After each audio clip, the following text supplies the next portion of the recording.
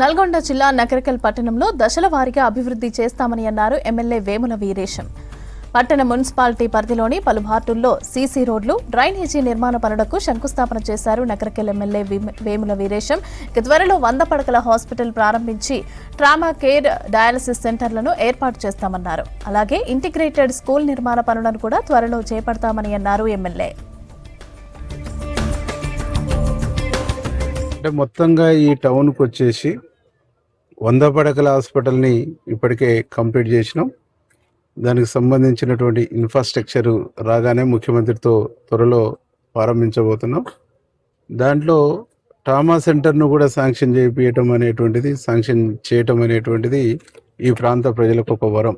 ఎందుకంటే emergency neuro కానీ, ortho కానీ, సిటీ స్కాన్ లాంటి, అట్లాగే బ్లడ్ బ్యాంకు కూడా దాంట్లోకి రావటం అనేటువంటిది ఈ ప్రాంత ప్రజలకు సేవ చేయడానికి అదొక గొప్ప అవకాశంగా మేము భావిస్తూ ఉన్నాం. దాంతోపాటు డయాలసిస్ సెంటర్ను కూడా శాంక్షన్ చేయించినాం. డయాలసిస్ సెంటర్ వస్తే చాలామంది నార్కడపల్లి, నల్గొండ, చౌటుప్పల వరకు పోయి డయాలసిస్ హైదరాబాద్లో కూడా చేయించుకుంటారు. వాళ్ళందరికీ కూడా అందుబాటులోకి వైద్యాన్ని తీసుకురావడానికి అదొక గొప్ప ముందడిగేసినాం.